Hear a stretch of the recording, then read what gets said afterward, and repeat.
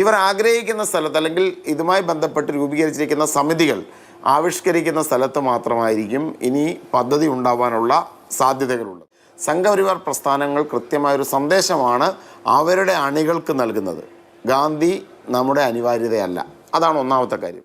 സംഘപരിവാർ സംഘടനകൾ എല്ലാ കാലഘട്ടത്തിലും അവരുടെ ഉള്ളിൽ വെച്ച് പുലർത്തിയിരിക്കുന്ന ഗാന്ധി വിരുദ്ധതയാണ് ഈ പേര് മാറ്റുന്നതിലൂടെ അവർ ആദ്യം വ്യക്തമാക്കിയത്.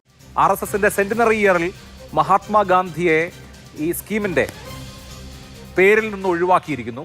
രണ്ടാമത്തേത് എന്താണോ ഈ തൊഴിലുറപ്പ് പദ്ധതി ലക്ഷ്യം വെച്ചത് അതിൻ്റെ മൗലികമായ കർത്തവ്യം തന്നെ മാറിയിരിക്കുന്നു, അതിൻ്റെ ഘടന തന്നെ മാറിയിരിക്കുന്നു. ഇത് തൊഴിൽ നൽകുക എന്നുള്ളതിനപ്പുറത്ത് ലഭ്യമായ തൊഴിൽ ചെയ്യിക്കുക എന്നുള്ള നിലയിലേക്ക് മാറിയിരിക്കുന്നു. ഈ പുതിയ തൊഴിൽ നിയമത്തെ, ഈ തൊഴിൽ നൽകുന്ന നിയമത്തെ എങ്ങനെ കാണണം?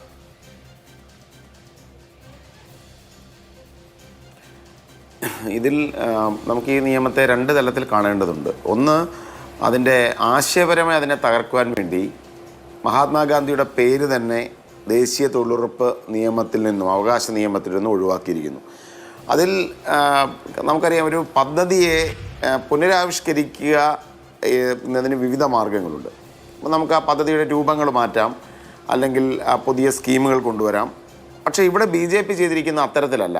ഈ പദ്ധതി പ്രതിദാനം ചെയ്യുന്ന ഏറ്റവും പ്രധാനപ്പെട്ട ആശയത്തെ, ആ പേരിലൂടെ, മഹാത്മാഗാന്ധിയുടെ പേരിലൂടെ പ്രതിദാനം ചെയ്ത ഏറ്റവും പ്രധാനപ്പെട്ട ആശയത്തെ തന്നെ നീക്കം ചെയ്യുക.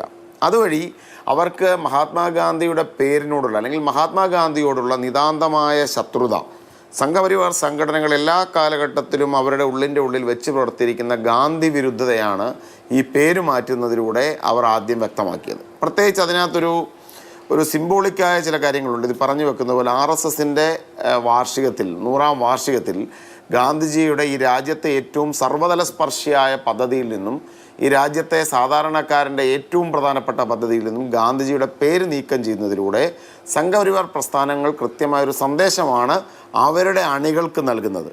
ഗാന്ധി നമ്മുടെ അനിവാര്യതയല്ല. അതാണ് ഒന്നാമത്തെ കാര്യം. രണ്ട്, ഈ പദ്ധതിയുടെ ഊടും പാവും അവർ മാറ്റുകയാണ്. ഈ പദ്ധതിയുടെ ഏറ്റവും പ്രധാനപ്പെട്ട ഒരു കാര്യം എന്ന് പറഞ്ഞു കഴിഞ്ഞാൽ, രാജ്യം നേടിയ പുരോഗതിയുടെ ഗുണഫലങ്ങൾ ഏറ്റവും സാധാരണക്കാരന് കൊടുക്കുക എന്ന വലിയൊരു ലക്ഷ്യം ഈ ഒരു പദ്ധതിക്കുണ്ട്.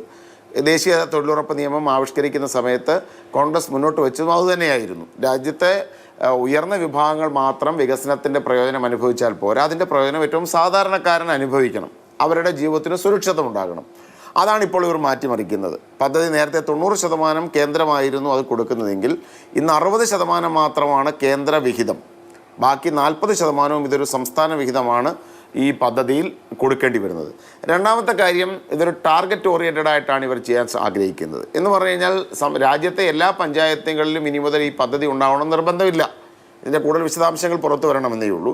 ഇവർ ആഗ്രഹിക്കുന്ന സ്ഥലത്ത് അല്ലെങ്കിൽ ഇതുമായി ബന്ധപ്പെട്ട് രൂപീകരിച്ചിരിക്കുന്ന സമിതികൾ ആവിഷ്കരിക്കുന്ന സ്ഥലത്ത് മാത്രമായിരിക്കും ഇനി പദ്ധതി ഉണ്ടാവാനുള്ള സാധ്യതകളുള്ളത്.